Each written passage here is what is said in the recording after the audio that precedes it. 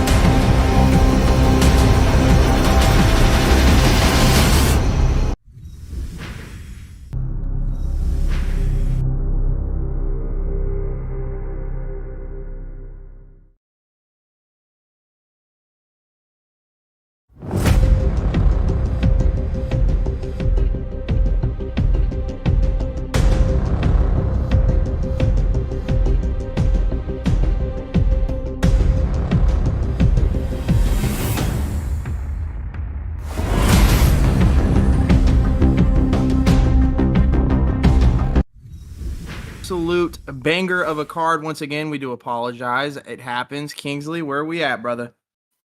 Yeah, we are just about. We hopefully got everything all fixed up for you guys for our first fight. We apologize for the technical difficulties. Everything should be all good as we see finally the first fight, hopefully on the screen, possibly.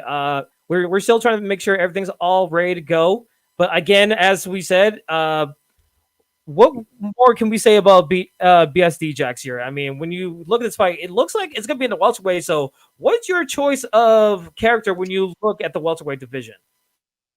Yeah, I mean, look, the fact of the matter is whenever I do go welterweight, I definitely go GSP. But interesting, we're going to see a Masvidal versus Leon Edwards fight, the three-piece in the soda. We all know it very well. Crooks, how do we feel about this matchup, brother? It's a very, very good stylistic matchup for both fighters. I mean, they both fight into, and they really both play into each other's strengths. So it's going to be real interesting to see how this fight happens in the stand-up. Yeah, and here we go. The referees trying to get both fighters as we are finally ready to go for Primetime MMA 7 live here on the ESFL network. Again, Ricardo in the red gloves, user Leon Edwards, and Jorge Masvidal being used by Jax. And already just, a nice catch of leg with a spinning elbow, not really landing as much. But those guys taking a little bit of a slower pace now, trying to get in the phone booth, but a nice whiff into the body from Ricardo. Ricardo just playing a little bit more of the distance game right here, Yuri. Yeah, and that's exactly what he has to do against Jorge Masvidal. You lose in a straight boxing match. And right now I'm looking at BSD Jax. He's having a hard time dealing with this southpaw. Really difficult finding the range. And if Ricardo can continue to keep keeping the body, using that good pushing side kick that keeps your distance, he's going to have a good time for the rest of this fight, Crooks. Yeah, and as you can see, the game plan kind of changed for Jax at the beginning of the round. Probably for about the first 45 seconds of the first round, he was pressuring, and then he kind of gave himself up and was trying to see what Ricardo was trying to do. As we can see, Ricardo is landing some good combinations. He's hitting Jax more than he's hitting him, and Jax needs to be real careful that he's not caught with something big and ends up being rocked here, Kingsley. And we're seeing here nice knees and a nice check of the leg kick from Jax. Jax able to play a little bit more of the counter puncher role as he's trying to lead in with that jab, not able to get the distance, but a nice body shot landed from Ricardo. Ricardo attacking the body very nicely, but he needs to watch out for his legs as he gets a return body shot of himself. Now combination is trying to fly high, but nice punish by Ricardo. Ricardo landing some nice hooks, but overhand landed just a moment ago, but Jax so far taking the center octagon, but playing a little bit more of a counter puncher, just taking it back as he gets hit with a front kick right there, Yuri. Now getting pieced up. Beautiful 1-2 combination with the finishing kick to the body, and that's when you really get to utilize it so well, when you have that southpaw, that big 1-2 kick as he tries to sling off two elbows. If I'm BSD Jax, man, I'm forcing this fight. I'm trying to get in Leon Edwards' face, because if he continues to piece up my body with that 1-2 leg kick combination that he is trying his damnedest to get, you will lose this fight, Crooks. What do you think Ricardo has to do to continue his winning ways? Well, Ricardo needs to try to maintain this space. You do not want to get in a pocket boxing match with Jorge Masvidal. He's too powerful with them hands. He has really, really good kicks as well. He needs to be careful of that leg health as well. He does not want to get into a place where he has to switch into orthodox, because Leon Edwards' switch stance is not that good. Yeah, as we're under 40 seconds now in the first round of our first fight right here, as a nice push kick to bring Jax's biceps to the kick. Question mark kick, not landing, but a head kick trying to receive, and now gets punished for his troubles, and all that stamina head health just draining down. And now you see Ricardo on the work, but those knees landing for I think that was a low stamina. It wasn't a rock quite yet, but a huge amount of stamina lost from that situation, but overhand missing. And Yuri, so far, both guys going to the gusto for the end of that round. Wow, that was a very solid round for both fighters. Yeah, if that's a 9-9, I wouldn't argue with that. No fighter really took any distance to try and get it one. Crooks, how do you feel about that? It was a very close round, but I'd have to give it to Masvidal. He was able to land a little bit more strikes than Leon in that round. Yeah, and here we go. The second round in the thick of it. Ricardo again in the red gloves using Edwards. Jax in the blue using Masvidal. He's been working well with those knees in the phone booth. But Edwards, he's trying to attack the body a little bit more, but not really trying to find his range. He's trying to play a little bit center of the octagon.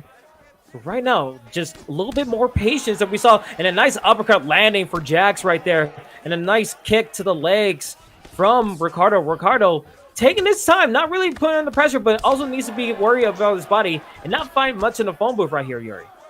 Yeah, and one thing I'm noticing, and we mentioned those ESFL jitters for BSD Jax, they are non-existent. This guy has nerves of steel. He's absolutely doing everything he can to win this fight. If I'm Ricardo here, I'm kind of realizing that I'm getting out of my element here, and I'm trying to change these boxing combinations. And Crooks, I think you can see that too, brother. Yeah, he's landing. He's just not landing as tough as Masvidal is. Jax is landing flush, where Ricardo is more of landing. He's more of landing to touch. He's landing with his stamina not as high as Jax is. So it's really adding more damage onto his strikes. Yeah, and from the first round that we see right here, I mean, it used to be Ricardo that was getting the benefit, but now the momentum on the side of Jax as he gets a knockdown from the knee and the hook, and now it's just pressure again, another knockdown. Jax on the warpath, a complete 180 from the first round, and now he sees blood in the water, and it can only be a matter of time as that body health is so low right here, Yuri, with 2 minutes to go. 3-piece and a soda, more like 5-piece and a knockdown. That is as good as it gets there. He gets another rock. Oh my gosh, leans into the knee to the face. Oh, Kingsley, man, this is looking very, very somber for Ricardo. Yeah, and going to Crooks right here. I mean, if you're Ricardo, you have to find a way to protect that body because it seems like that's been his Achilles heel in this fight so far. Getting the phone boom and getting hit with those massive knees from Masvidal. Yeah, if I'm Ricardo and I see that he's dipping off to the body a lot because he has rocked you to the head, I'm trying to try to time up a front kick as he's coming in, trying to throw a jab straight at me. He whiffs a kick right there. That is not what you want to do. You want to either try to catch him with an uppercut as he's ducking down or try to catch him with a front kick as he's entering with a jab straight, Kingsley. Yeah, and you see if you destroy the body, the head will fall. That's another knockdown with 30 seconds to go. Masvidal staying in stack guard, trying to finish the fight right here. Gets slipped out of it. Good defense from Ricardo, but that might be a 10-8 round right there as that was the third knockdown of this second round. As the body shots, he needs to kind of find a way to counter those body shots so close. But man, what a round for Jax right there, Yuri. Yeah, the power of Jorge Masvidal is really showing dividends here. 10-8, Crooks. Yeah, Jax, that's definitely a 10-8 round. He rocked him and knocked him down about 3 or 4 times there. And here we go in the third and final round. Ricardo kind of on the back burner. He's getting hit with those massive hooks, but not able to capitalize. But Jax just pressuring up his opponent. He feels like he has the advantage when it goes to the phone booth. He's not getting counter whenever he lands those body shots, those body kicks, and he's letting his opponent just use the damage. As a pull lands for Ricardo. Able to get the rock a little bit, get some momentum, but will that be enough right there, Yuri? Man, it looked like BSD Jax was just very stoic in that last exchange. He got rock off the pull elbow and then just essentially ate that 1-2 head kick. That is as good as it gets when it comes to your block holding up. And you got to be careful here as another knee rocks him, ducks underneath the hook, goes straight for the knee. Crooks, man, this might be the end. Yeah, he's rocking that body. He's hitting him to the head. That body health is low. You're in that bad situation where your body health is low, your head health is just as low, and your opponent has a ton of stamina. This is the worst situation to be in. I've been put in this situation countless numbers of times. It's going to take a miracle for Leon Edwards to get a W here. He's praying for a miracle, but his time just ran out as a right straight lands on the face of Ricardo as BDS Jax gets the freaking win in his debut for Primetime MMA. What a turnaround. It seemed like he was playing a little bit of the counterpuncher, but able to use those knees, and then you see, boom, straight into the face of Leon Edwards with that right straight, and that was all she rolled, with Jax being the victor, being 1-0 in Primetime MMA right there, Yuri. Yeah, and I'm going to play the role of Daddy Dana White here. Now you know, really set an initiative there, came out and said, I'm going to come out here and I'm going to show you exactly why I will dominate Primetime MMA. Flawless performance there, like he said, started off as a counterpuncher and then realized, hey, I forgot. I'm Jorge freaking Masvidal. I'm going to take your head off. Crooks, man. Can you say anything less about that guy? Great performance. No, it was a great performance by Jax. He utilized Jorge Masvidal the way that he's supposed to be used. He was nailing the combinations to the head. He was working the body, which is really impressive on a Leon Edwards character because Leon Edwards has one of the best body health stats in the game. So for him to drain him as much as he did, it was a beautiful performance. He utilized those knees when Ricardo was trying to close the distance on him, and that really ended up leading to him getting that KO with that straight. Yeah, I mean, it was just a sound game plan going in that second round. We saw the knees able to do that work, and then Jax was able to get on the warpath. He's freaking Masvidal. He's going to be great in the phone booth. So great win, great debut from Jax. Hopefully the ESFL is going to keep his eyes on him. And then Ricardo is just back to the drawing board as he needs to just rebound from that loss. But speaking of losses, these next two fighters have none, as someone's has got to go with TK Sassy going against LFC Cryptic. And Yuri, starting with TK Sassy, he's looking to be 3-0. Yeah, I mean, look, the fact of the matter is this guy is a body hunter, a la Ed Parker, a la Swab Jamie, a la my favorite commentator in the booth right next to me, Crooks. He's going to go for the body, and he's going to try and get this guy out of here in round 2. I think it's just for me the boxing. LFC Cryptic is 1-0. He won his last fight by KO. He's a well-rounded striker, and he's known for his body work. So with guys that have elite body work, you have to be very, very careful, because if they start countering you to that body, it's going to drain not only your body health, but your stamina as well. And you're going to take some brutal shots. So it's going to be interesting to see how Sassy ends up playing this matchup. It's going to be a real close one. Yeah, it should be a real close one, as both guys are undefeated. They're going to be eye of the ESFL Talent Scouts. We apologize for the technical difficulties. We'll try to get the right fight ready to go for you guys. But speaking of these two competitors, I mean, you're on the ESFL network. You're undefeated. If you put up a dominant performance, you know the ESFL is probably going to be calling, or maybe keeping an eye looking out for you. And you have to think, if they put on dominant performance, maybe they might get that little call from Zayna a little bit.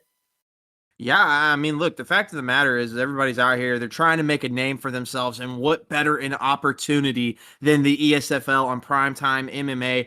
I mean, look, you got to think about it this way. If you're TK Sassy, you're 2-0. 3-0 is very, very nice to look at. Good on the eyes, like a beautiful, beautiful piece of pizza. Just beautiful on the eyes, tastes good on the tongue. He's going to try his best to go to 3-0, and, maybe he even gets that title shot. Could you imagine that? That would just be the perfect setup to a perfect position here.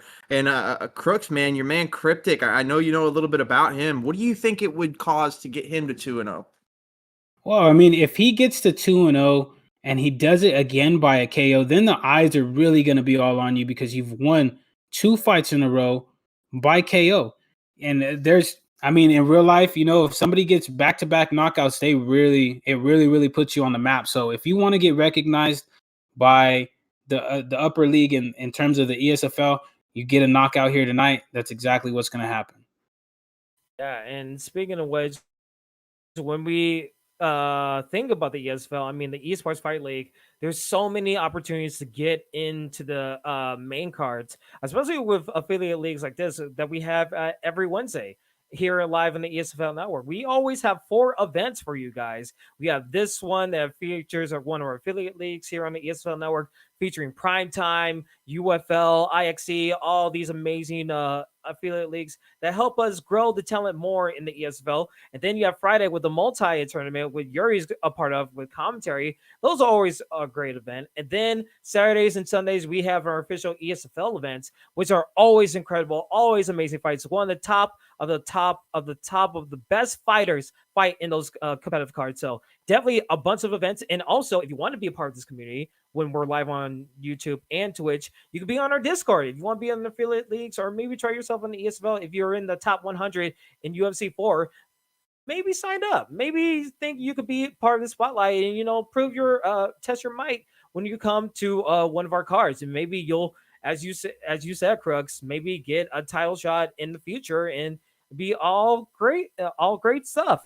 And also, when we think about it, I mean, we still have like 5 more fights, especially the one that we have. I mean, I think we have. I think we're all good to go. So thanks for sticking with us, guys. We have our undefeated versus undefeated fighter ready to go again. Yep, it's on the screen. Cryptic versus Sassy. Yuri, just going back to you. How do you feel about Sassy's chances? Just to remind the people what's been going on.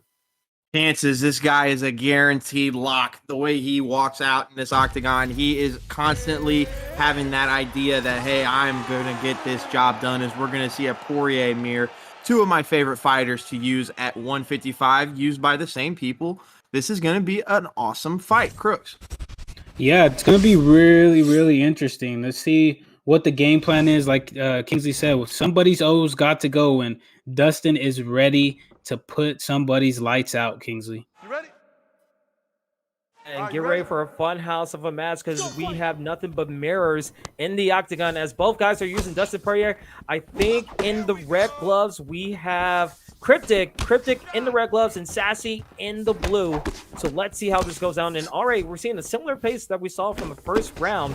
Both guys trying to attack the body a little bit, but not really getting the right range. So far, so good. We know that Poirier is a really good striker, so it's all about to be who makes the first mistake right here, Yuri. Yeah, first mistake. Kingsley, you couldn't have said it any better yourself there, brother. Yeah, I mean, look, the fact of the matter is, if you pull back and try and get one of those nasty body uppercuts off of a pull counter, you're going to get popped in the body. Both of these fighters are known body hunters. They're going to try their best, because we see a good combination ripped off there from Cryptic Crooks. Yeah, it only takes one, especially with somebody with the caliber of Dustin Poirier. You miss a strike, he counters, and he can put your lights out. What I'm seeing here is they're kind of playing a tug-of-war type style. Sassy's coming forward, and then after he's done throwing his two-piece combination, here comes Cryptic. Oh! And as you get the beautiful rock right there, he rips to the body twice. He tries to get him down with those hooks, but that's not happening. They're playing much more of a pull and counter type play here. Yeah, kind of like what you was in the tennis match, both guys going back and forth, but now TK Sassy with that rock able to get the advantage in the serve right here. And you have to think he has to feel really good about his confidence as he gets another rock, the second rock of the round already. And we're not even at the 2-minute mark right here, but so far so good for TK Sassy. I mean, Yuri, he's on his rhythm right now.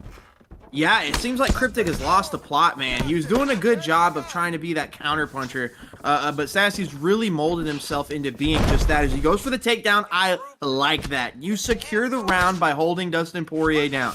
You secure the round by holding Dustin Poirier down. This is a very intelligent play here, and this is something that is ESFL caliber right away as he moves into rubber guard. Crooks, what do you do here? Well, if you're in rubber guard, you're trying to block your opponent's transition as he lets Sassy get out of there. Dustin Poirier has equal stats. He has 89 top control. He has an 89 off the back, so it's pretty much a wash. It all would have came down to whoever is more experienced in this position, but Sassy is really getting the better of Cryptic on the feet. He's hitting him in moments where I don't think Cryptic quite expects him to really unleash a combination, so that's why he's able to get most of this damage off. And they're both still playing that style. As he tries to slip right there, gets hit with a body kick. He needs to be real careful.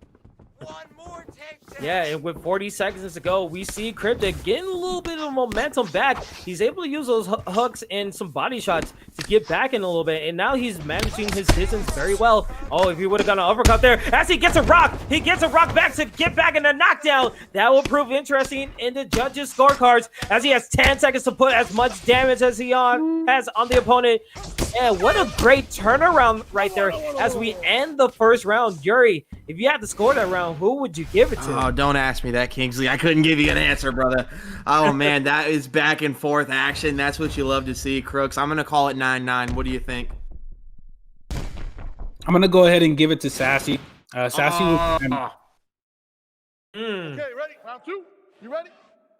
Go fight, guys. Give it to Sassy, and hopefully we get to see what you guys think, because we are in the second round right here. Cryptic able to get the knockdown, but Sassy able to get 2 rocks, and we're about to see more of the same as both guys managing their distance. So it's all about who's going to change up their levels, who's going to adapt closely in this second round. And we already see the leg kicks being implemented, and a nice slip uppercut landing from Sassy. Sassy able to adapt, but now we're in the clinch, and Cryptic gets out of it. But Cryptic gets hit in the legs. He needs to watch out for those legs, because that would change everything up and put himself in the phone booth. But right right now we're seeing Yuri, excuse me, we're seeing Sassy. We're seeing Sassy just head on forward with these leg kicks, and it's doing some good damage. Yeah, I mean, just like Poirier did to Conor McGregor, as he gets a big rock there, Cryptic really trying to go for the kill. Could you imagine the turnaround after getting handily beaten the last 4 minutes? He gets another one. Rock, With the rock! Oh my gosh! Wow, the turnaround there, Crooks. Can you believe that?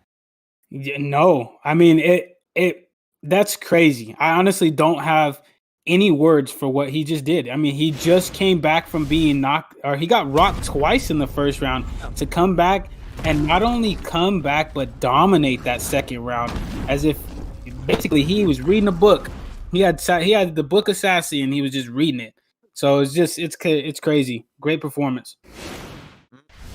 A fantastic performance. It was all about adaptability. It's 1/3 skills, is 1/3 your character, and it's also 1/3 your adaptability within the game. After you go through a crazy round like the first round, 2 rocks in a knockdown, could have been anyone's round, to have the fortitude to go in and say, you know what, I'm just going to be me. You can kick me with all the leg kicks you want. I'm going to find a way to just beat you up on your head and just hit you with a rock. I don't know if that was the slip that he got slipped into while he got rocked, but what a turnaround, and so far so good.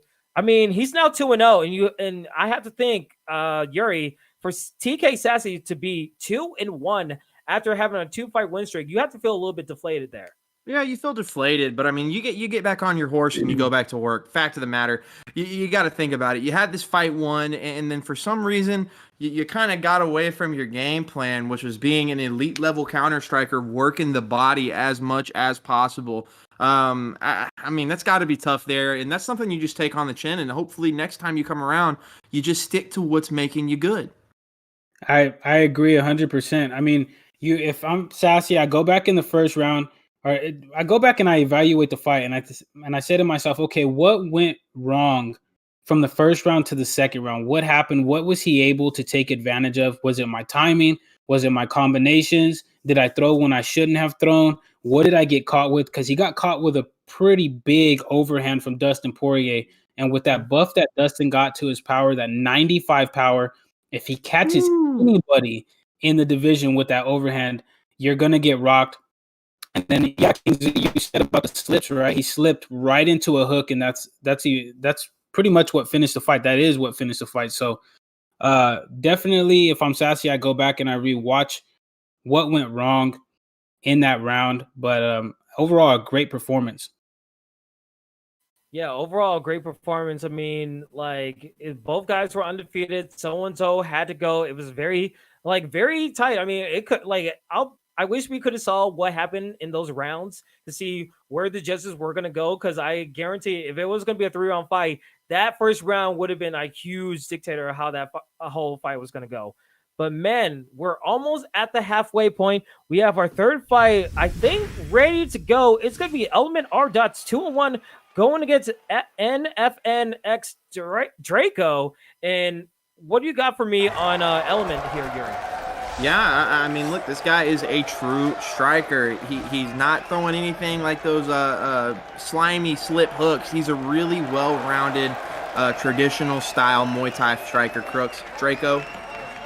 Yeah, Draco prefers the strike, which is an interesting pick that he picked Moicano, who's honestly he's got really good hands on the feet. So we're gonna see how well he does against this. This is a beat matchup here.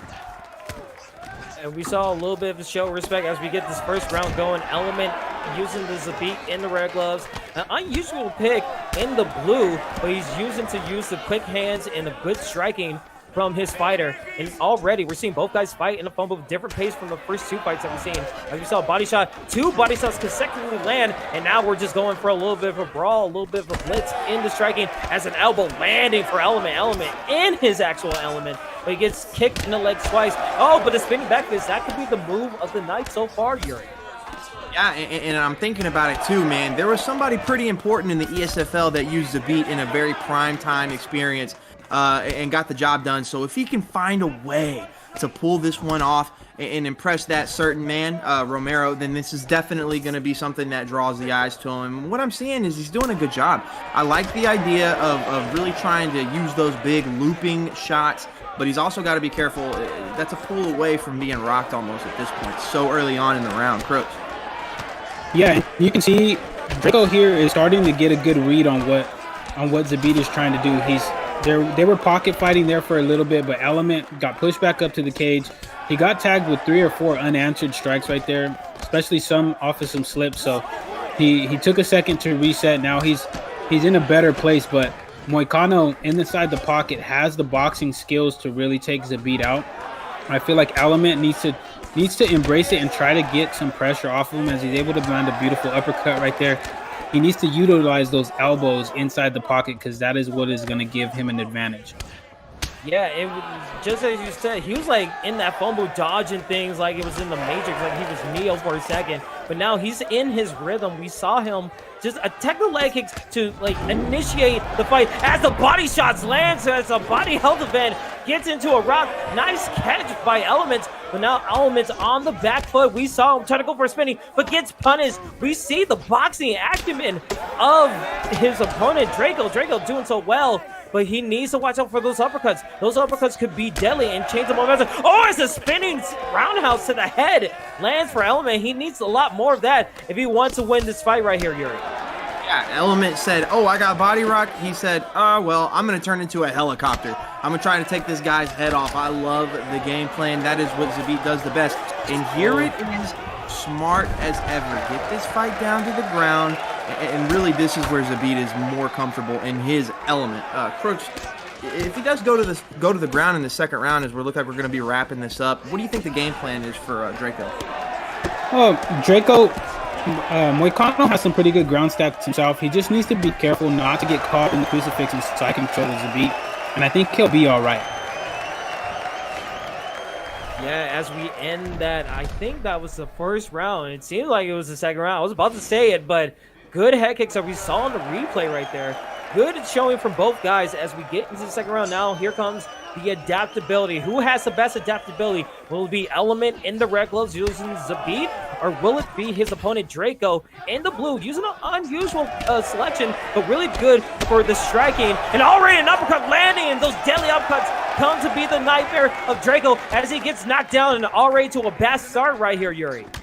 Yeah, I mean, that's as intelligent as it gets, man. You throw that lead elbow, big uppercut, does so much damage. It's such a damaging combination. Yeah, if I'm Draco right here too, man, I'm not super tripping about getting rocked right there. Look, you got rocked. Zabit's probably got some really strong pop in his hands. I'm going to continue my game plan. I'm not freaking out. I'm going to try and keep this a well-rounded boxing match. Crooks. Yeah, I agree. I'm applying pressure like he's doing right now. I'm making Zabit work.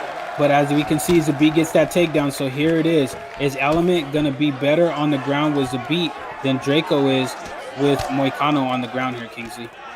You have to think with that 30 seconds in the first round, he saw his avenue to go to the ground with the ankle pick. Going back to it now and saying, I'm not going to wait till 30 seconds. I'm going to keep you down here and try to score within the judges and do my work here because this is my best ability to get some damage. I don't want my legs to be depleted as they were in the first round and already in the posture of just attacking the body and get some punches. We don't know how bad that head health is, but with the screen going red, you have to think it's getting closer and closer to being depleted right there, Yuri. Yeah, and this is exactly what Element needs to continue to do.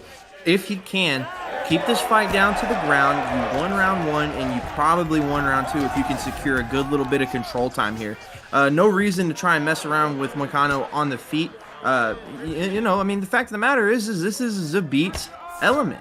I hate to be, fishy there, but I mean, you got to think about it. Just keep the fight down on the ground, and you keep working there. Exactly what you need to do, Crooks. Yeah, and he's getting on some really good ground and pound. He's staying active. He's not just laying, trying to block transitions like we see, a lot of players do when they're trying to get wins.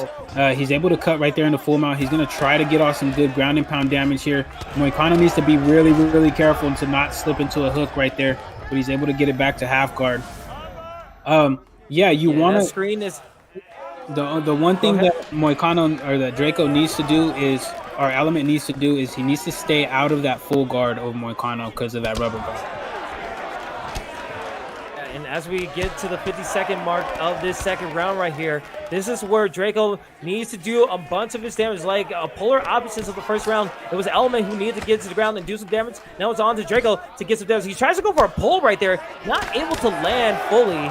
But as we see here, both guys fighting on the phone with 20 seconds left. You have to think, if you're Element, don't try to do anything crazy because you know Draco's going to have to try to go for some nuts. As he gets a nice combination with the left hook landing. Oh, but the overhead whiffing as we get to the end, and they fight out as another rock happens. And man, what a way to end the second round right there. Good fight so far, Yuri. Yeah, I mean, if there's a 10-8 round, I hate to keep saying it all the time, every fight 10-8. That deserves to be. You get the control time and you got the big drop there, and plus the rock at the end of the fight. Crooks. Yeah, that was Element's round, so I believe it's 1-1 going into this third. Who wants it more, Draco or Element? And you have to think it's only a matter of time before we see possibly some leg kicks, maybe a takedown. But both guys fighting in the phone booth for this third and final round at the halfway mark of Primetime MMA 7 here on the ESFL network. And we see Element using this as a beat, playing a little bit back, getting hit in the body a little bit, but Draco taking the center of the octagon, wants to get it, but gets hit with an uppercut. The double uppercut's able to get through, and that's a knockdown for Zabit. Element closing on the door, stepping into a victory, but not so close. 4 minutes to go, and already this is where Elements wants to be, Yuri. Oh, as I say that, a reversal. Not good right here, Yuri. Yeah, I mean, to try and pretend like you're comfortable in that guard, it's very foolish. Interesting here, Moicano saying, hey, look, I know that I'm down in this fight. I got to get a finish somehow. I like it. It shows that he's not afraid to get finished. He's really putting his chin out there on the Silva Plata, as Israel Adesanya would say. Crooks, man, what more can be said about this guy's heart? Yeah, he's got big heart. He's not giving up. He gets rocked right there again. He needs to be careful not to get hit with that 1-2 head kick. Man, Element's going for those double uppercuts heavy. So he needs to be careful, because if Draco's able to slip that second uppercut, he's going to get rocked. There he goes with another beautiful rock. Draco needs to just, at this point, he needs to try to counter something that the Element's doing as he gets a takedown right there, Kingsley. Interesting enough, he goes for a takedown. I'm surprised from the first round. He was doing such great work going against those legs as he goes for a submission right here, trying to forbid it, and goes out of his game plan to go in a ground game. Zabit is going to be able to escape, but you have to think, with 2 minutes to go, you got rocked twice in this third round. You need to find a way to get some damage on your opponent and just try to steal this round as much as possible right here, Yuri. Yeah, he realizes that there's absolutely nothing he can do with Elements. Zabit here as he gets inside saddle, very dangerous, and he gets the denial. Interesting, he's going to go for the arm triangle. One of the strongest submissions in the game. Could you possibly believe this is about to happen? Oh my gosh, and his sub offense is looking ESFL caliber, really doing a good job. Crooks, take it away. I can't look. Yeah, it looks like Zabit's doing a good job of defending it. Moicano needs to slow down just a little bit. Zabit's not moving too fast. He's able to get out of it right there. But here it is. We're in the last minute of the fight here. Inside control. He's on knee on belly. He's trying to get some good damage off right here. He's getting some good strikes, making that head. Oh, wait a minute. He blocks it. He blocks it. Oh, it was so close. It seemed like it was going on forever, but those two hooks that were able to get defended, that could have been close. But here we go with 36. Oh, head kick! Head kick from Draco, able to get a knockdown. This could be his chance. Under 20 seconds left. Will he get the victory? Draco's on it! Draco gets it with 12 seconds to go. Unbelievable comeback. He needed the knockdown. He got it with the head kick, and he was able to get the victory.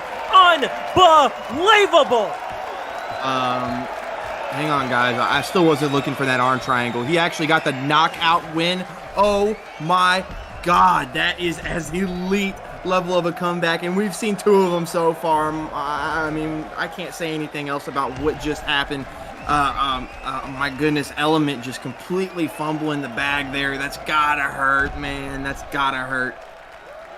Yeah, man, that is crazy. I'm not trying to say that I'm a genius, but I did call that this was going to be in my fight of the night, and they delivered, man. What a great performance. Neither one of those guys has to be ashamed in the performance that they put up. Man, they both did really good. Zabit did great in the second round. In the first round as well. Moicano, good stuff, man. You showed the heart of a champion. You came back. Draco, you gained a new fan in me, man. Great job, man. What an amazing fight. I mean, this is what you can expect from Wednesday nights on the ESFL network, from Primetime, from UFL, from IXC. They put on these fights and they are amazing. You see amazing comebacks like that. I mean, you guys said it best. I mean, Element, Draco, thank you for putting on such an amazing fight. Both guys had shiny moments, but when it came to it, I mean, just heartbreak for Element, because it seemed like that whole fight could have been his if it went to the judges' scores. But then Draco able to get that head kick, and then with 20 seconds left, we saw what he was able to do in side control. If it wasn't for those two defense of the hooks, he might have gotten the victory there. But man, what a comeback, what a KO. Clutch time activated for Draco, and hopefully we get to see him, because now he's 2-0. He's undefeated. He's gonna be in the spotlight of the ESFL. I tell you, if he gets another fight and he puts on performances like that, I mean, we might see him in the official ESFL cards. But man, Yuri, Crooks, we're at the halfway point, and we still got 3 more fights ready to go. I hope you guys are ready in the chat, because buckle your seatbelts. You're in for a roller coaster ride, as our 4th fight is ready to go. It's Brian Anderson versus White Wolf, and this is looking to be an excellent matchup right here, Yuri. Yeah, I mean, look, Brian Anderson, he's 3-2, and he's really trying to defer the label of journeyman here at Primetime MMA. He definitely does not want that label. It is a pretty damning one as well. He's a true striker, and the thing is he's not bad at this game. He needs to just get something going early on. Yeah, and White Wolf is a great pressure fighter, so he's going up against somebody that's really going to play into his wheelhouse. He's going to want a pressure strike.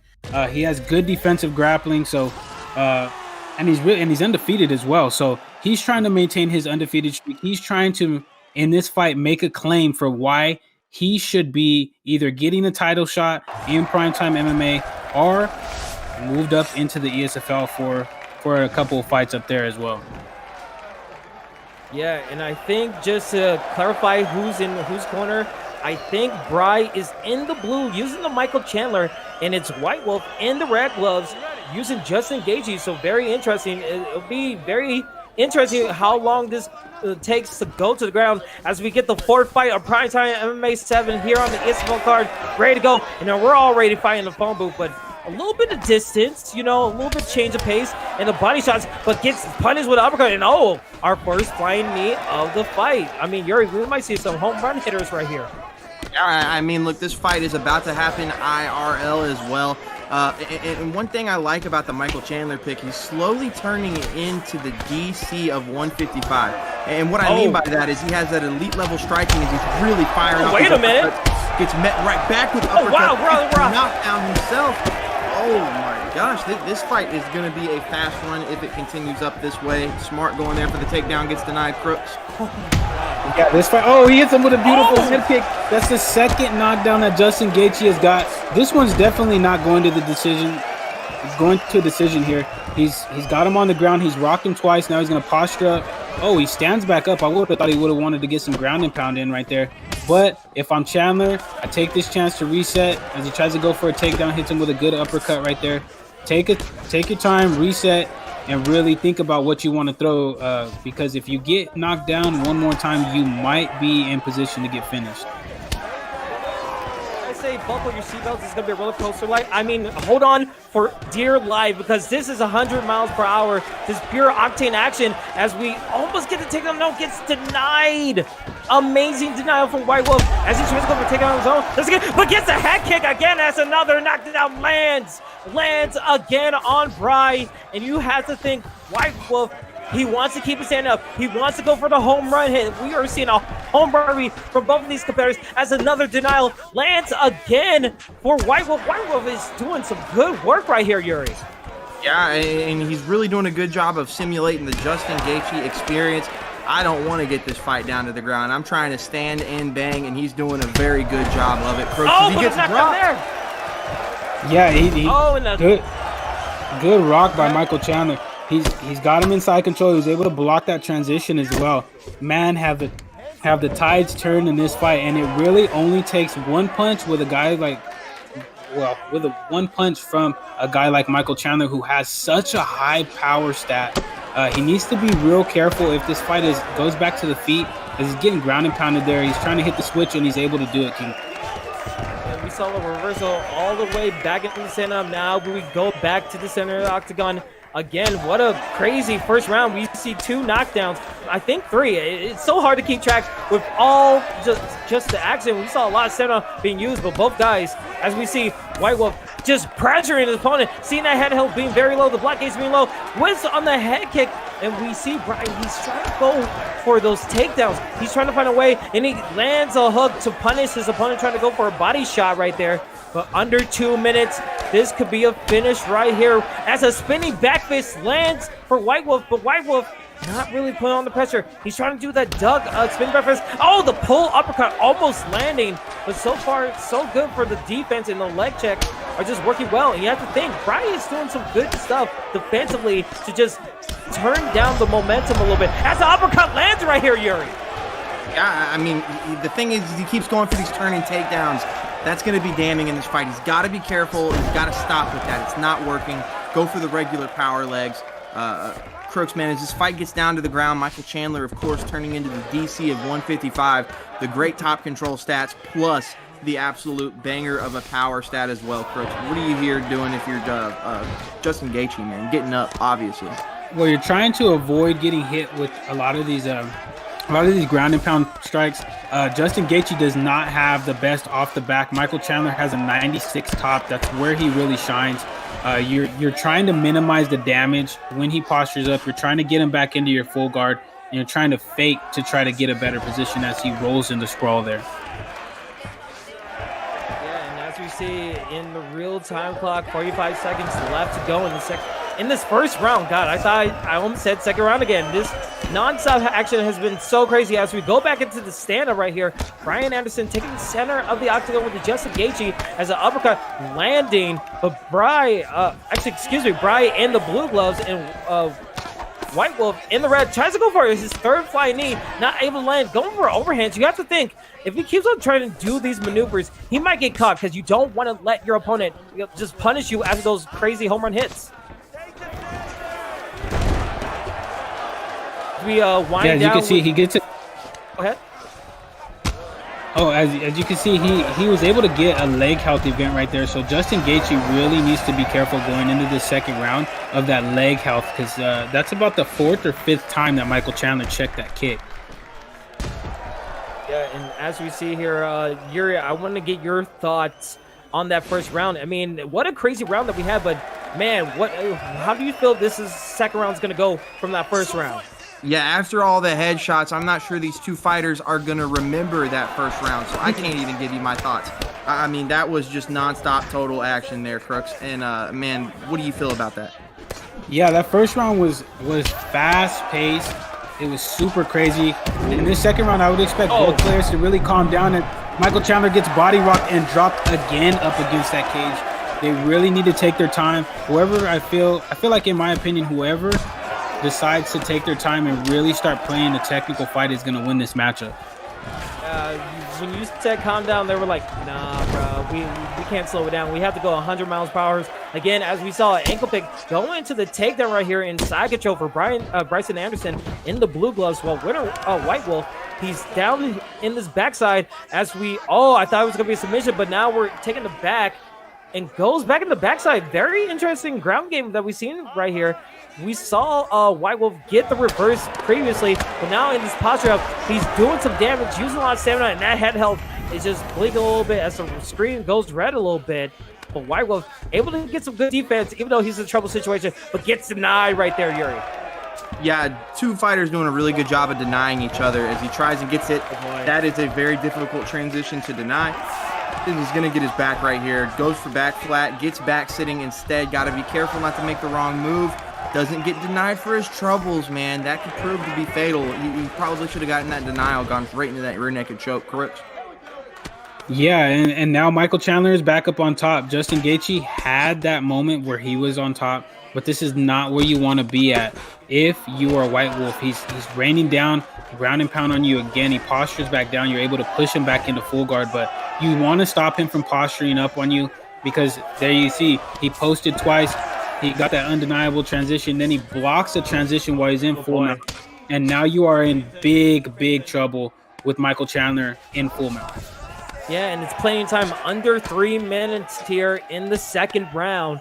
And you have to think, this is where Bry, he wants to be. He wants to stay on the ground, take top control, keep him to half guard, maybe go into timeout as he does right here, and just keep White Wolf off of the stand-up. He doesn't want to go in the stand-up fight again because he's been knocked down twice. And you have to think, with all this dominance and this transition denials, it's going to be hard to call this fight as if we see a reverse, and this is just a trouble, dangerous zone situation as we back into the center right here, but a nice catch. Here we go. Can Bride take it back to the ground, or will White Wolf tries to go for a flying, actually a Superman punch, a flying knee right there. His 4 point as he gets an uppercut, another uppercut back to the cage. A rock situation as he gets taken down again, and now it's time to slow it down into the ground game for Bride and for White Wolf right here, Yuri. Yeah, that was a really good denial, trying to use that momentum transition to get back on his feet. As he does get the ability to move it back into full guard, he's going to try for it again, and he gets it this time. I mean, yeah, I'm seeing Brian Anderson doing a good job of not trying out those turning takedowns. I know I mentioned it earlier in that first round. He's really taking his time and just going for that power double leg. Crooks gets into the sprawl. How are we feeling about the positioning right now? You know, do you keep shooting for these takedowns, or do you say, hey, man, I'm using Michael Chandler. I can stand and bang? No, if I'm Bry, I am staying on top of Justin Gaethje. I am safe here. I'm not really worried about Justin Gaethje hitting me with the submission. He's not stopping me from taking him down on the feet. So until he proves that he can stop me from taking him down, I'm going to keep going to it. Yeah, and you have to think, as we're back to stand-up commentators, Kurt's right there. But again, will he deny this takedown? He does. Into place. A lot of stamina's lost. A lot of stamina's lost. As another body held. As a head kick landing. It could be all that she wrote. As we go into the posture. Will this be it? It's close. It is. White Wolf with the Justin Gaethje able to just have spectacular defense. Be a little bit patient in the ground game. Able to keep it standing up. And able to bring his opponent down to get the KO victory as he goes to 4-0 in Primetime MMA right there, Yuri. Yeah, I mean, you said it best there, Kingsley. 4-0. You know, this is what this guy does, man. He did a very good job of weathering the storm early on and really dealing with that defensive grappling that he was forced upon with Justin Gaethje. You know, that's good stuff there, man. If you have the ability to get back on your feet after being taken down by somebody who has such a strong top control and you know, really such a good grappler that is Brian Anderson, that's definitely a nod, and I feel like a title shot is in that guy's future. Yeah, I agree. Brian Anderson wasted a lot of his stamina trying to shoot for those takedowns, and he was even trying to shoot for chaining takedowns as well, so that drained his stamina. Justin Gaethje was used just the way he's supposed to be used. He went in there, he had a war. He got rocked a couple times. When have we not seen Justin Gaethje get hurt in real life? That really wakes him up. So he used him exactly the way that he's supposed to be used. When they did stand back up, he took advantage of it. He body rocked him first. Then he went up to the head.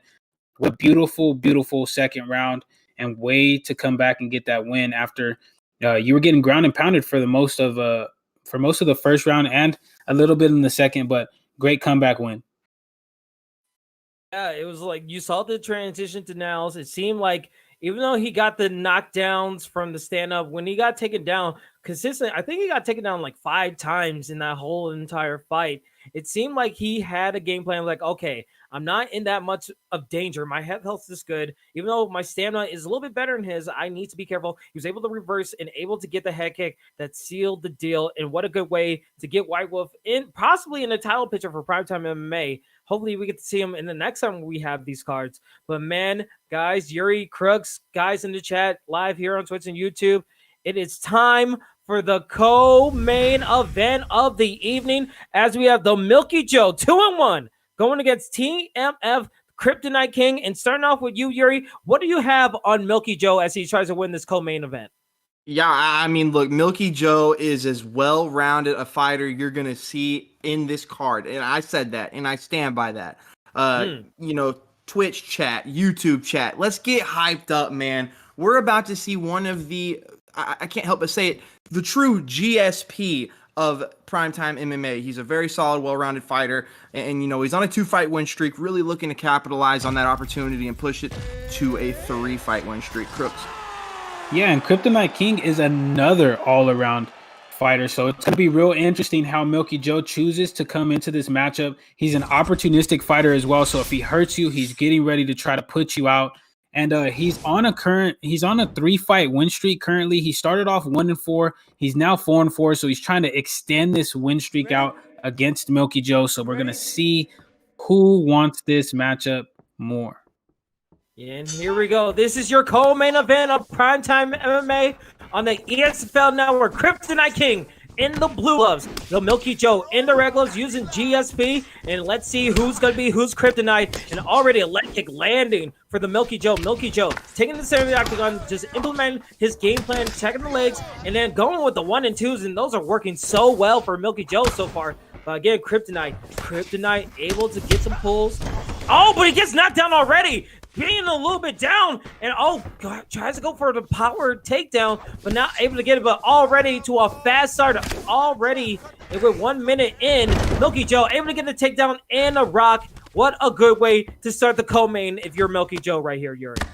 Yeah, and Milky Joe, of course, like I said, he's the GSP, and, you know, what else? He chooses GSP. Go figure that. Doing a good job of working behind his jab and really role-playing GSP here. Jab, jab, jab, and take him down. What did Michael Bisping say? Jab, jab, double leg, right? I mean, that's exactly what you do when you're GSP. Crooks, how are we feeling? You know, what does Luque have to do here?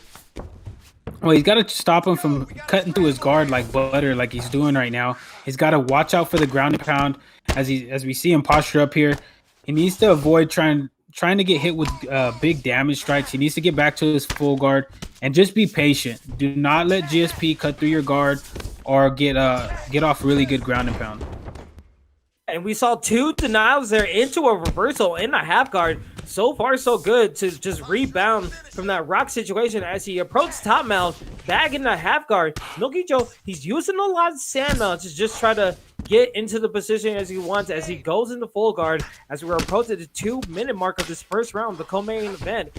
As a denial into the posture up, Milky Joe able to reverse it back, a 180 going back and forth, a little bit of a test match that we're seeing right here on the ground game right here, Yuri. Yeah, I mean, that's exactly what you get when you have a GSP versus Luque matchup here. You have 2 fighters that can do the thing on the feet, but they're more comfortable on the ground. And I'm liking what I'm seeing. I'm liking the denials as we see Kryptonite doing probably a good job there, getting out of GSP's top control when he had the opportunity.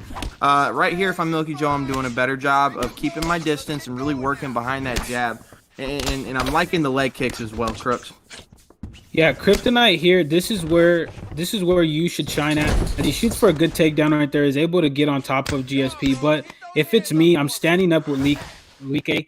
His stats are far better in the stand-up than they are grappling. So it's an interesting choice for him to go back down to the ground here. But hey, you're the fighter. I'm just a commentator. So as he gets in the full mount right there, he's transitioning well. He's not draining too much stamina. He's hitting to the body of GSP and just really overall doing a nice job here. Yeah, he did a nice job. And you have to think, he went to that takedown after he received a 1-2 combination from GSP, and that almost took off half of his head health as we end the first round right here.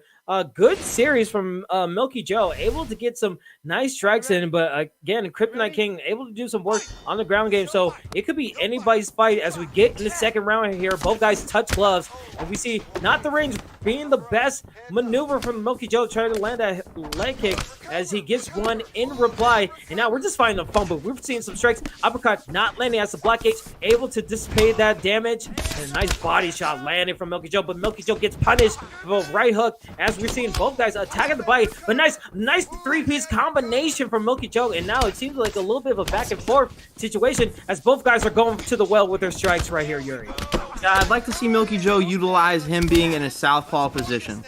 Go and throw that rear straight body kick that everybody seems to love these days, and really do a better job of mixing up your combinations, because right now it looks as though you're head hunting and then you're throwing leg kicks from distance. You know, if you don't feel comfortable working the body, take the fight back down to the ground and be GSP, Crooks. Yeah, and if I'm Kryptonite, I'm keeping this in the pocket.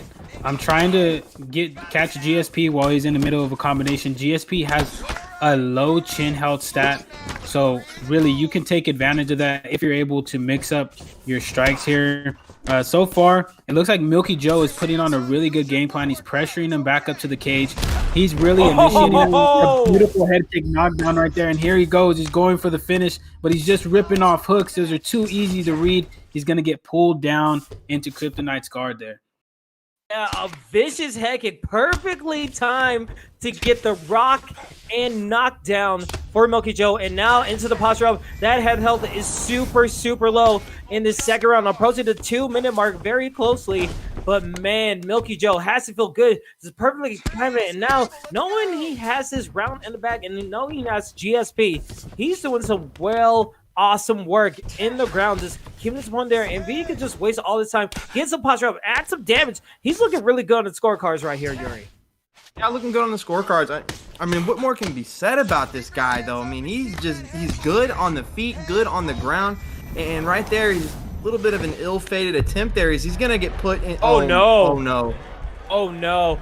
And unfortunate events have transpired as this is going to be really, really close. Milky Joe used all the stamina. Kryptonite King, will he use the Kryptonite to bring Superman down? GSP on the precipice of a defeat. Milky Joe fighting for his life to get out of this submission. It's getting closer and closer to the submit bar. So close. Kryptonite King will get the tap out, and that is all zero as Kryptonite King gets the co-main event victory. Unbelievable and unfortunate for Milky Joe, as he seemed he was so close. The head kick was working, but man, the submission game is deadly, Yuri.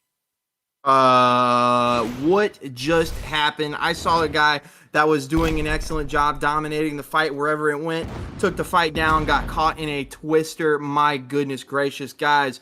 This is for free action, and action is exactly what it is.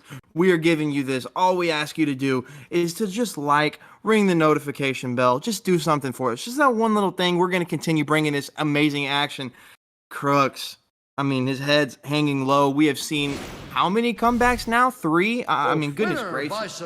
Yeah, I was just thinking the exact same thing, man. How many comeback victories have we seen on this card? Milky Joe was executing a brilliant game plan with GSP. He was dominating the fight. He had that head health down low. But as we all know, we all play online. It just takes one mistake, man. That's what I say all the time. It just takes one.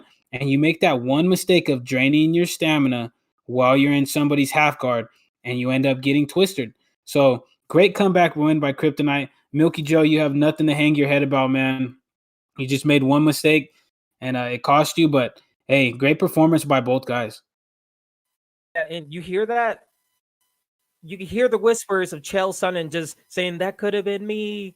Just getting deja vu from the Anderson Silva, just having a whole fight in his bag, but then one costly submission, one mistake just costing the whole fight. But man, good showing by Milky Joe and Kryptonite King. I mean, from one king to another, I salute you, because that was absolutely sick, especially with a twister.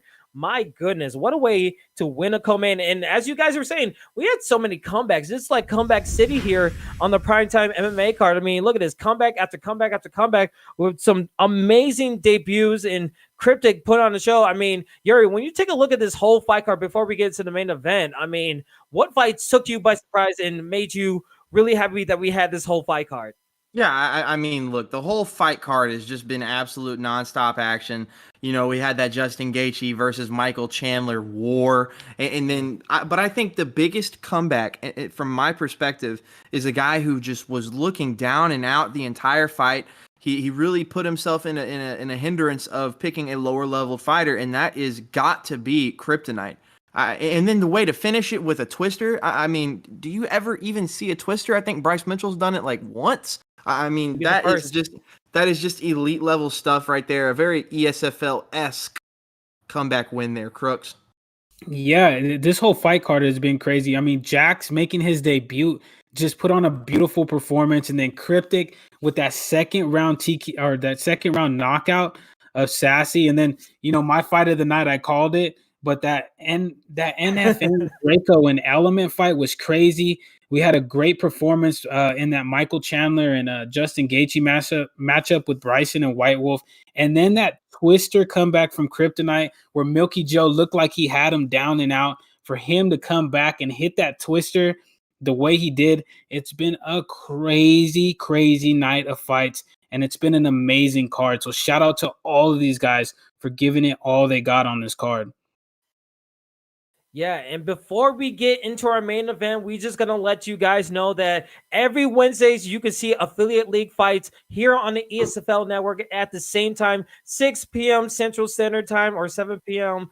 Eastern Standard Time. We always have these. Next week is going to be the Ultimate Fighting League, the UFL, and then we rotate with the IXC along with Primetime MMA. And this is always happening on Wednesday nights. And then going through the weekend, we have an event Friday with multi ESFL, that tournament. Always incredible. Yuri could attest to that. And then Saturday and Sunday, it's the big ones. It's the ESFL number cards. I think we have 107 and 108 on the dock for this weekend. So again, 4 events every week live here on Twitch and on YouTube. If you want to be on YouTube and check out all our VODs, subscribe. There's always VODs every single week, and you can always catch up on all the best events from ESFL 100 to even ESFL 50.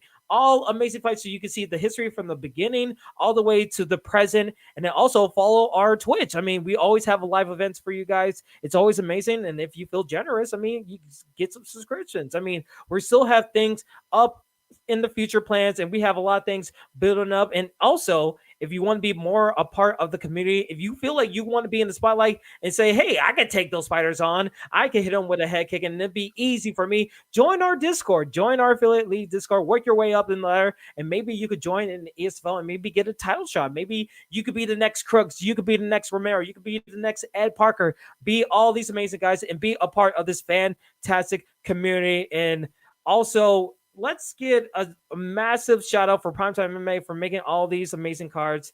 I mean, Primetime MMA put on an amazing card. And ladies and gentlemen, I think Crooks, Yuri, I think it's about that time, ladies and gentlemen, as our main event is ready to go. It's going to be AJS Scott 4-0 against Lograde, who is 4-1. Someone has to win the main event. It's 5 rounds. When you look at this main event right here, Yuri, what do you think this is going to go down?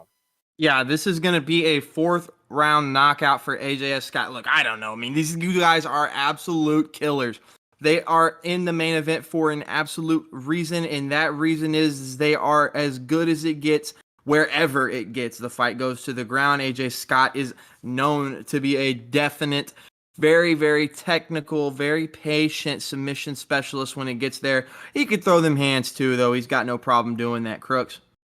Yeah, it's going to be a real interesting matchup between 2 well-rounded fighters, but both of them play into each other's strengths, really. AJS is an excellent striker, where Log Rage is much more of a grappler. He has really good top control. One's 4-0, the other one's 4-1. So these are the top of the top guys here at Primetime MMA. So I'm expecting a banger of a fight here in this main event.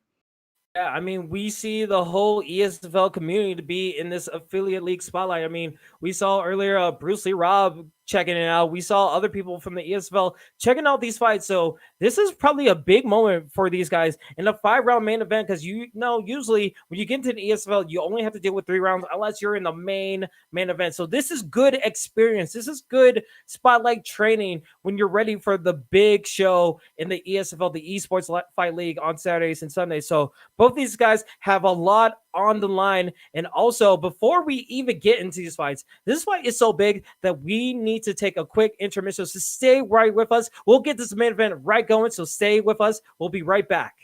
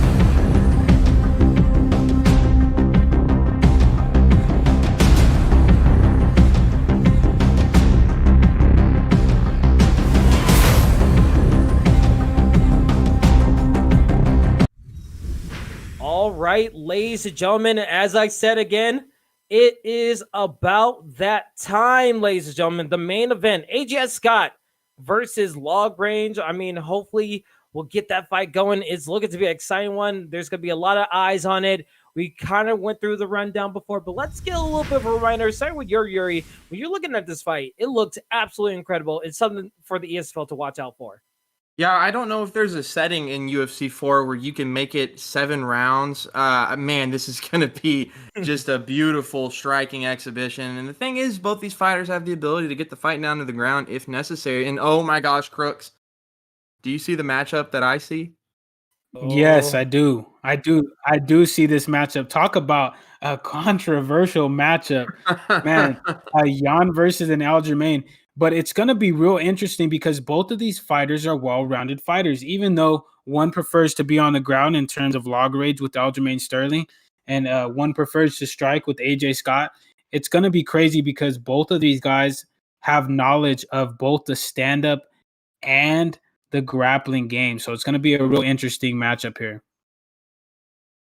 But it seems like we might have a change of opinions. We know that going into the fight selection, especially in a 5-round main event, you need to be very careful who you pick in the chess game that is the fire selection screen. So when you're waiting and you're buying your time to figure out who you want to choose, I mean, TJ Dillashaw, that's my man to choose. He has a great marathoner against Aljamain Sterling, which could potentially be a fight in the future. We'll never know, but good selection. I'll leave it to you, Yuri. When you look at this matchup, you have to think TJ Dillashaw kind of has the advantage when it comes to it.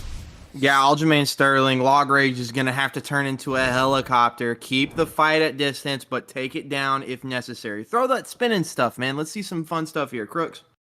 Yeah, TJ Dillashaw is going to have the advantage on the feet, but Aljamain's going to have it on the ground. So we're going to see if Log Rage is able to get TJ Dillashaw on the ground, and TJ Dillashaw's grappling defense is going to be tested here.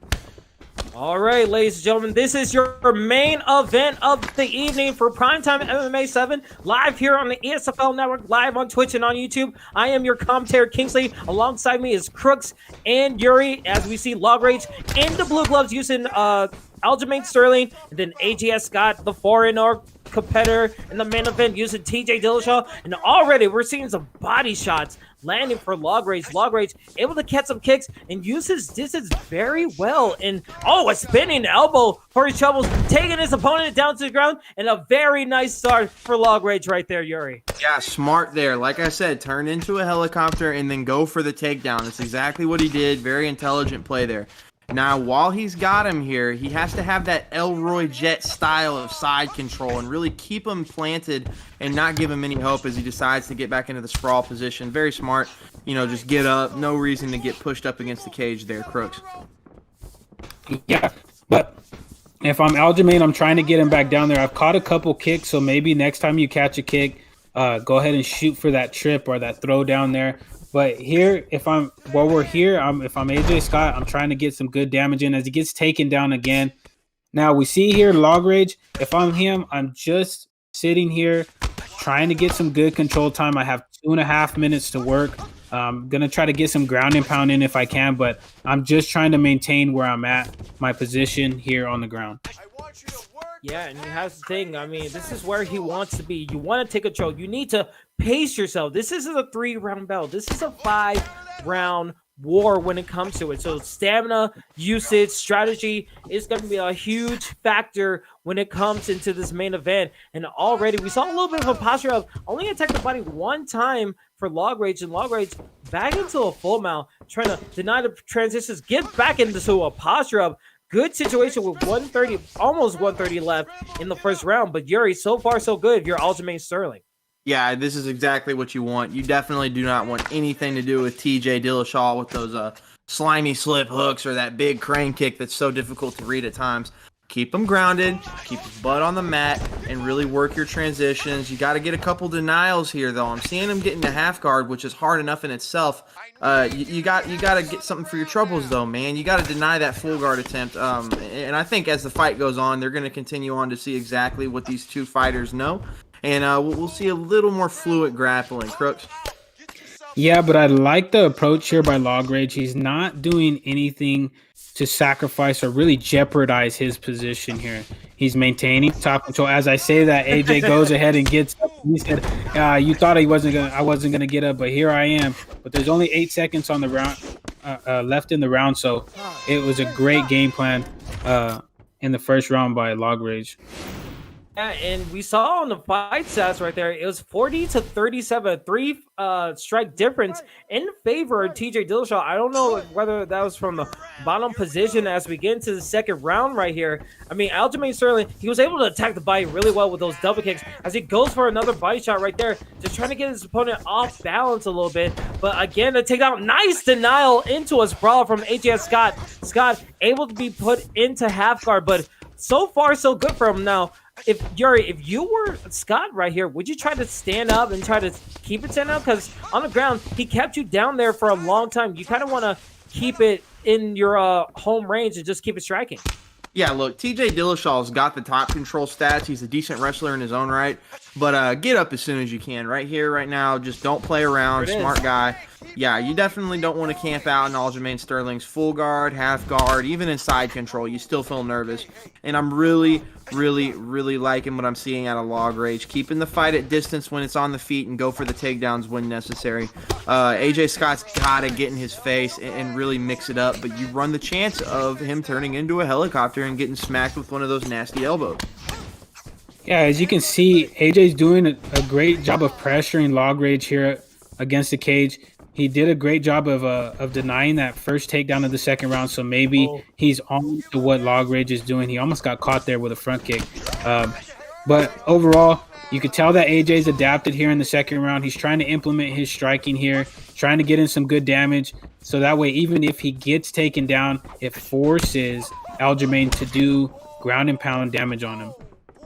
Yeah, and you have to think it might be a download complete from AJ Scott because, like, he is able to deny the plan A of Log Rage from those body shots, and now going to plan B with a ground game, it seems like that's not working either. Now, what does Log Rage has for a plan C? This is where adaptability comes in huge into the ESFL. You need to find a way, if your first or second plan isn't working out, do you have the versatility in your skill house to do something different? As he's whiffing on head kicks now, and now AJ Scott playing a little bit of a counterpuncher, using his distance very well, using the marathoner perk, and just his footwork is just working really well. But now into the clinch for Log Rage, trying to break down that distance a little bit, but gets hit with the knee into the body.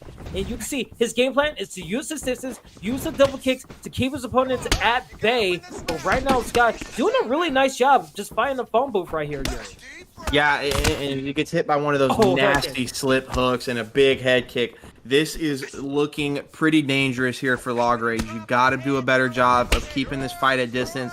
And another thing I'm seeing is he gets hit with that big spinning side kick to the head. Smart there. He's rocked, goes for the takedown, doesn't get it. He turns it. Good denial there as he goes for a big uppercut. I'm seeing Log Rage's stamina, man. That's what I was going to say before this fight just completely turned on its head. That stamina for Log Rage is going to prove to be very, very detrimental. Yeah, it could prove to be his downfall going into the later rounds, but that was a great second round for AJ. He started to implement his game plan. There was something that Log Rage did in that second round that I thought he was gonna continue to do, but he didn't. Hopefully he goes to it in this third round, and that's the clinch there, Kingsley. Mm-hmm. Yeah, we saw the fight sets as we go in this third round. Again, Log Rage in the blue using Sterling, TJ Dillashaw being used by Scott, the 4-0 fighter. And that fight sets for the second round, it was 37-16, very much a wider distance when it comes to total strikes in favor of Scott. And it was 21-6 when it came to significant strikes. As we see a vicious combination landed from Scott, but gets taken down. And this is where Log wanted to go. He wanted to repeat the first round, take his opponent down. He has plenty of time, and now he's able to do the work right here, Yuri. Yeah, he's doing the work, and he's just not denying any transitions. As I said, you have to have that Elroy Jet, that T4H mindset where you go and get the fight down to the ground, you get it into side control, and you just squeeze and you hold him there. And right there, the first transition denial, I feel like that right there, it completely set the mood for the ground war. That, you know, exactly what it is a chess match. Boom, pre-denies there. Wow, never see that, Crooks. Yeah, he's got to be careful for Aljamain to roll into his full guard. He does the smart thing. He gets back up to his feet. But now Lograge has landed another takedown here in the third round. He wasted a good minute and a half there. So AJ Scott has some work to do on the feet. If I'm Aljamain, I'm going to try to hit a clinch here and try to get another takedown so that way I can get in some solid damage to his body so that way it affects him later on in the round. But this is a very dangerous game he's going to play if he stays in the pocket with TJ Dillashaw.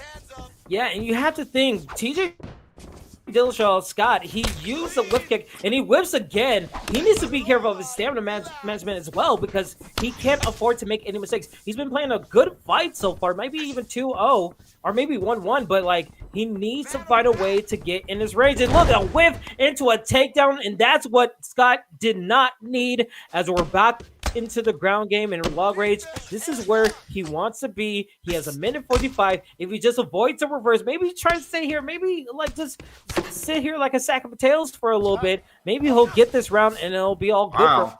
But Herb Dean with the quick call, not letting them work, unbelievable. And you have to think that could change the fight a little bit. Yeah, that right there is interesting. I've never at one point in my career of playing this game seen the fight be stood up so fast.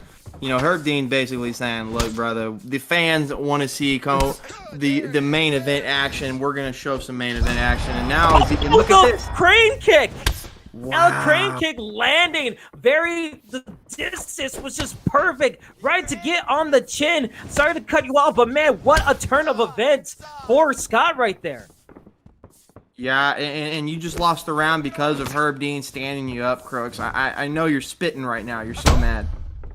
Yeah, man. And he gets rocked again. Definitely, that decision for Herb to stand you up there really cost you.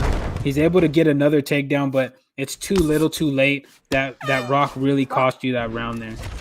In the realm of 130. In that third round right there, Herb Dean stands him up, gives Scott enough time, and you were able to see two rocks as it's 32-25.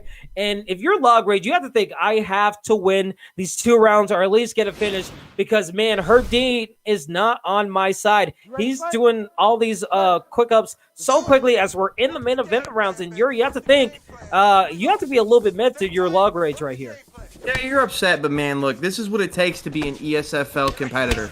This is what it takes. You're here. You're at the affiliate league showdown here for Primetime MMA as we see TJ Dillashaw doing a good job working out of the clinch. You have to get this fight down to the ground. You have to shrug that off and just hope to God that it doesn't happen again as he gets rocked. But it happens again. Oh, Another my knockdown again, and man, he's already down in the scorecards possibly, and now it's AJ Scott's turn, and going to you, Crooks. I mean, what can Log Rage do to combat this? I mean, he goes for a takedown. He's not able to get it as he tries to go for it, but now he's getting denied right here, Crooks. This could be really bad. Yeah, he needs to clinch up. Like I said, he did it in the second round one time, but he needs to clinch up, throw a knee to the head, and try to get a takedown that way because AJ is on that takedown denial like a champ. He's really, since the first round, been executing a brilliant game plan against an Aljamain. He hasn't been taken down too much, and he's done really solid damage as he gets a beautiful knockdown right there, and he finishes the fight. Great job. Is it, ladies and gentlemen. AJS Scott getting the main event victory to become 5-0 in Primetime MMA, and he's looking really good. Able to put the defense, the striking, and all the reversals in his corner. As we took a look at the replay, boom! Right with the uppercut, plants his opponent down, head on the canvas, bouncing, and that was all that she wrote for the main event as AJS Scott again 5-0. What are your thoughts, Yuri? Man, a couple of thoughts here. I feel like, AJS Scott did a perfect job of handling and dealing with Aljamain Sterling's ability to grapple. He never really let him get anything going on the ground, and he always found a way to get back to his feet. If you're log rage, you're obviously upset about the early standing up of the fight there in half guard. I mean, that was at least, maybe 10 seconds. And truly, that kind of just changed the complexion of the fight. Your long-term head health goes down because of two rocks. I mean, that is a very controversial decision. One of those you're going to be talking about for a while, unfortunately. Crooks? Yeah, I agree. That stand up really cost you there in that round. But it's like I say, there's a lot of things that happen uh, previous to that that got you to that point. So AJS, man, after that first round, put on a clinic in terms of striking takedown defense. Even when he did get taken down, he wasn't getting subbed. There was really no submission attempts. He wasn't catching a lot of ground and pound out of any position that he was in. And then when the fight got stood up, he really, really took advantage of TJ's better stats on the feet than Aljamain, and he really, really hit him with some good power shots and was able to get that win. Mm-hmm. Yeah, and you have to think, man, like the stand-up was so costly, but that's what you have to deal with in the game. If it's in the game, then unfortunately, like sometimes you're gonna have to deal with it. And when it comes to the main event, I mean, tough, but you still had chances to defend, you had chances to implement your game plan. And it seemed like going to the second round right there, it seemed like there was a little bit of like, okay, I know exactly what you want to do. You want to do the double kicks, you want to do the spinning roundhouses, you got me once. Now I'm learning what you want to do. You need to have a plan A, a plan B, a plan C, a plan D, all the plans. You need to be very versatile when you get in these positions because when someone figures it out, they're going to use that against you. And you saw it right there when it came to the ground game. And then the stand up was just all she wrote when it came to Scott. But man, good showing from Primetime MMA. I mean, this whole fight card has been insane. I mean, we saw comebacks, we saw knockouts. I don't think one fight has gone to the decision, which is everything that we love to see here in the ESFL. But just to get your final thoughts, guys. I mean, Yuri, last thoughts from you. How do you feel about this fight card in general? Yeah, Primetime MMA really did a good job of putting themselves on the map, even bigger than it already was. And I mean, knockouts. We saw spin kicks. We saw submission attempts. And hey, we even saw a freaking twister. I mean, what more can you ask for a card? Comebacks galore. Hey, a round of applause for Primetime MMA, man. They did a good job of doing what they do. Yeah, I agree, man. They put on great performances. I mean, like me and Jerry were saying earlier, how many comeback wins did we see on this card? They came out, they gave it all they could. And that's all really we can ask for. For guys to come out here and compete, it's a very, very big deal. Like I've said in the past, and I'm gonna say it again. I know what that is, man. I know how hard it is to come out and do what these guys do. So for them to give it all out on their line, all out on the line, it earns my respect. And they put on bangers of fights. Every single fight that was on this card. Yeah, and you can expect bangers like these cards every single Wednesday night here live on the ESFL network. Tell your friends, spread the word. It is amazing what kind of fights you can find on these ESFL cards. And also, along with this, we have another array of events. Again, as I said, Friday, multi-tournament event. That's going to be awesome on the ESFL Twitch and YouTube. And then we have the ESFL cards, the mega cards, where titles will be on the line. Everything is on the line for these fighters. Try to make their names and try to stay up when it comes to the ESFL. And then also, if you want to be more in the know or maybe be a part of the ESFL, join our Discord. Our Discord is awesome. You can join our affiliate leads, work up the ladder. It's all great stuff. And also, thank you all, guys. Again, just to get your final thoughts of just closing out this whole broadcast, Yuri Crooks, I'll start with you, Yuri. What are your last thoughts? Yeah, I mean, the ESFL, Primetime MMA, UFL, everybody that comes out and really puts out for us, it's just such a humbling experience, man. And the fact of the matter is we really try to give you the best action we possibly can. We really appreciate chat. We really appreciate these fighters putting their reputations and their names on the line, man. So if you could chat, if you have people still in here, I see there's just under 100. Go ahead and subscribe if you're not subscribed on YouTube and on Twitch, man. Just hit that follow button and turn on the notification bell, like Kingsley was saying, like Crooks was saying. ESFL is always bringing you good stuff. You might as well just show us a little bit of love right back, Crooks. Yeah, I agree with you. Hey, shout out to everybody that competed on this card. You all did great. You guys laid it out there, and that's all we can ask for. Shout out to everybody that does the work behind the scenes. Shout out to our production crew. We know that they work hard to allow us to come out here and do our commentary job. Shout out to the matchmakers for putting together these cards, man. That's back weeks of fire fights that we got to call. It's been great. I've had fun, and I can't wait to do it again next week.